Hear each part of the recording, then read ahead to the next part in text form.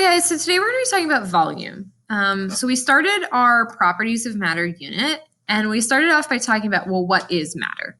And we said that matter was anything that had mass and that basically took up space. Okay, so we looked at the first part of the definition, having mass. What does that mean? And we looked at the difference between mass and weight. And now we're going to be looking at that second part of the definition, takes up space. So another word for takes up space is basically the volume of something. So what is volume?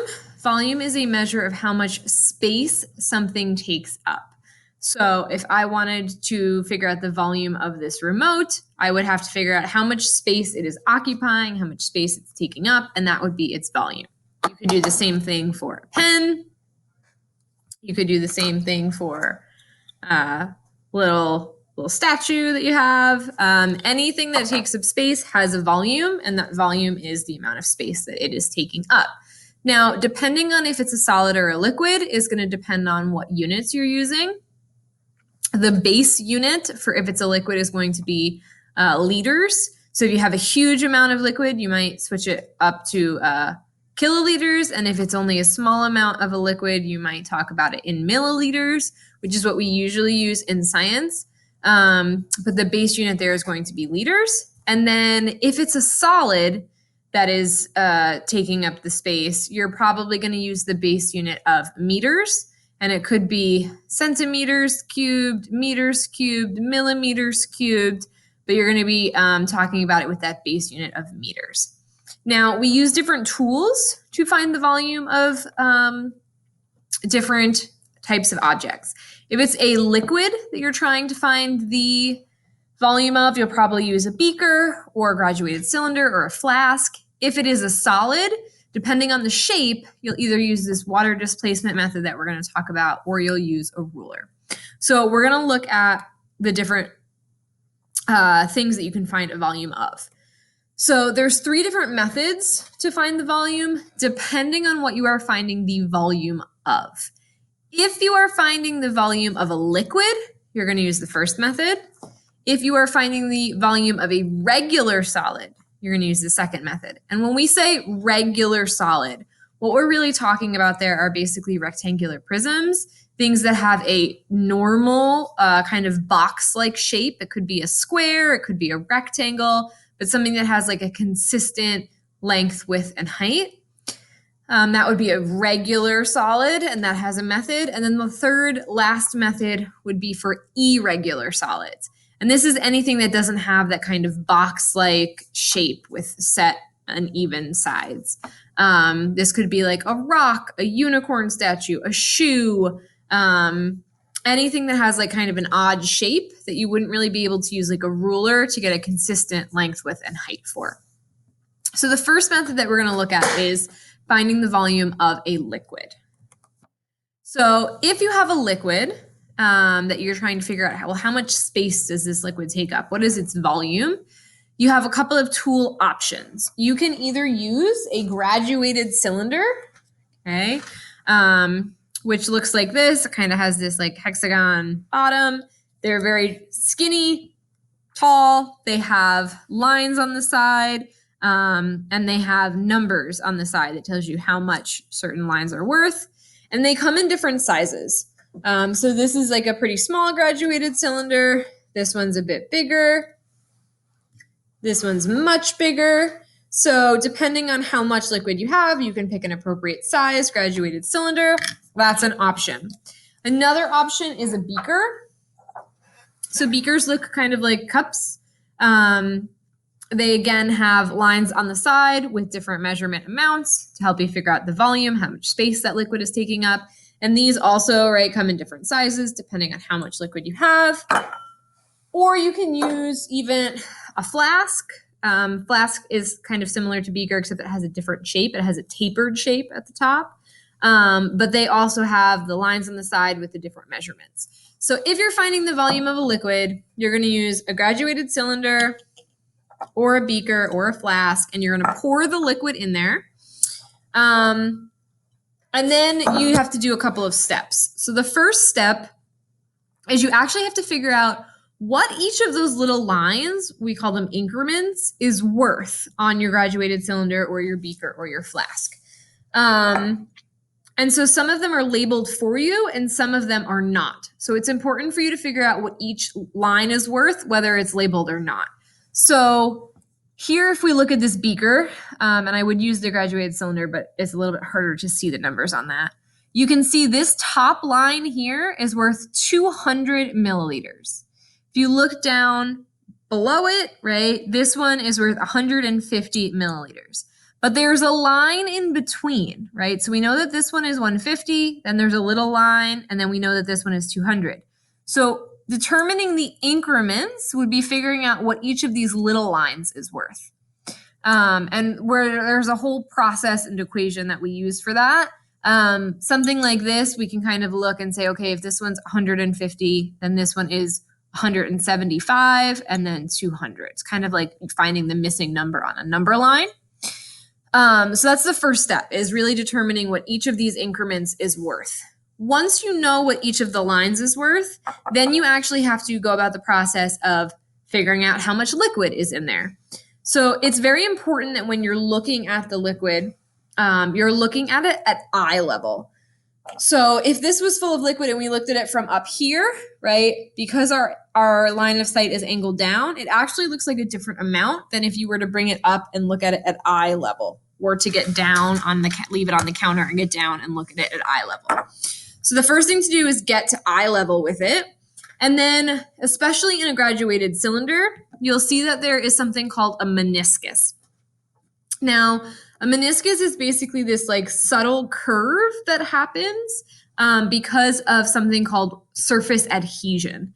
So the water basically clings to the sides at the top of the graduated cylinder a little bit, and it creates this gentle curve. So you can see in this picture on the slideshow, this is in a graduated cylinder. There's this slight curve where if you look at the very bottom and compare it to how much is on the sides are actually slightly higher than the bottom of the curve because they kind of cling, the molecules. So you always look at the curve at eye level again, and you always look at the bottom to figure out how much is in there.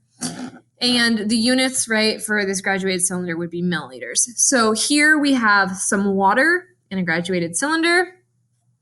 You get it to eye level. I know it's hard to see the numbers on this. You look at kind of the bottom of the curve, and there are 30 milliliters in this graduated cylinder, which means that this water has a volume of 30 milliliters. That's how much space it is taking up. So volumes of liquid is pretty easy, right? You pour it into some type of container, you figure out what each of the lines is worth, and then you look at eye level at the bottom of the curve to determine how much liquid is in there, and that's your volume. We use a different method when we're talking about solids. We're going to talk about regular solids first. So again, when we say regular solid, we basically are talking about rectangular prisms, things that have a nice box-like shape, and it could be like a square or a rectangle. So this is an object that would be a regular solid. Okay, it kind of looks like a box. It has a set length and width and height. All right, so for this is a regular solid. This is the method we would use to find volume. So the tool that you're going to use here to help you is a ruler. You want to make sure when you're using your ruler that you're using the metric side. Okay, so if you look at the ruler, it's a little hard to see because these are written in white. But there's one side that has the numbers much further apart. That's the inches side, the US customary side. That's the side we're not going to use in science. And then you can see on this side, there's, 20, 21, 22, 23. That's the centimeters metric side. So that's the side we're going to use in science. So you grab your ruler, and the first thing that you do is you take your regular solid and you measure with your ruler the length, the width, and the height. So if I line this up right now, I'm going to measure length first. The length of this object is 4 centimeters. The width is 2 centimeters. And the height is 1 centimeter. So the first thing that you do is you measure with your ruler length, width, and height. Then you have to use this equation down here to actually calculate the volume. So our equation for volume is length multiplied by width multiplied by height. Okay, so you have to multiply those numbers together. So volume equals length times width times height. Our length for this solid was 4 centimeters. Our width was 2 centimeters and our height was 1 centimeter. So you would measure, or you would multiply 4 centimeters by 2 centimeters by 1 centimeter, and we would get 8 as our number answer. And then for our unit, it would actually turn into centimeters cubed or cubic centimeters, because you're not just multiplying the numbers together, you're also multiplying these units together, centimeter by centimeter by centimeter, centimeters to the third power, or centimeters cubed. So that's how you would find the volume of a regular solid. You would measure it and you would multiply it. Now there's one last method that we need to talk about, and that's for finding the volume of an irregular solid. So something like this marble, for instance, where you would have a very hard time, right, taking a ruler and getting a length and a width and a height. Okay, so something like this, or something like a unicorn statue, or a rock, or your shoe, or anything that has a weird shape, okay, you know, a key or anything like that, you're going to use this third method. And so this third method we use for finding the volume of an irregular solid, and the method itself is called water displacement. Okay, and so the tools that you use here are a graduated cylinder with water added. Okay, so the first thing that you do is you add in a specific amount of water to the graduated cylinder. So I added water to this graduated cylinder. Okay, and you want to note what the initial volume is. So this is the same graduated cylinder that we looked at from before. If you look at it at eye level, at the bottom of the meniscus, this is 30 milliliters of water. So I put water into a graduated cylinder and I know what the initial volume was, 30 milliliters. Now you slide in your irregular solid. The reason that it says slide and not drop is because when you drop it in, it splashes and you lose some of the water and you lose part of your accuracy.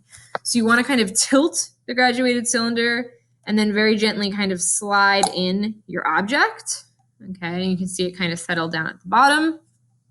So you slide in your irregular solid into the graduated cylinder. Step 3, you note the new volume of the water. So you look at it at eye level, you look at the bottom of the meniscus, that curve, and you can see that it's gone up, okay, to 36 milliliters. Okay, so the water rose from 30 to 36. So we use our water displacement equation, okay, which is down here at the bottom, which says you take the water plus the irregular solid, which was 36 milliliters, and you subtract what the initial volume of water was, which was 30. So 36 minus 30, and it tells you how much space just that object took up, which was 6 milliliters, right? When we dropped it in, the water went up by 6 milliliters. So that is the volume of the object. Now there's one last step that you have to do before you can kind of be done, and that's to convert your units. So we know that it's 6 milliliters of water, right, that it took up, but it's a solid. So we don't leave the units in milliliters, we actually convert it to centimeters cubed.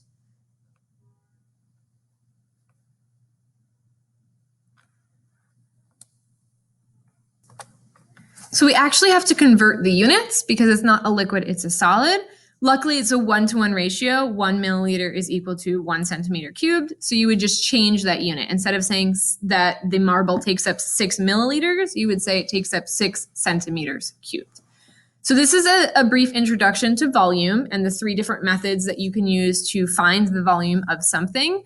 We'll talk more specifically about each of these different methods. We'll do some notes on it together, and then we'll do some type of lab or activity for each of them. But this is kind of the overview and introduction to what volume is and how we can calculate it.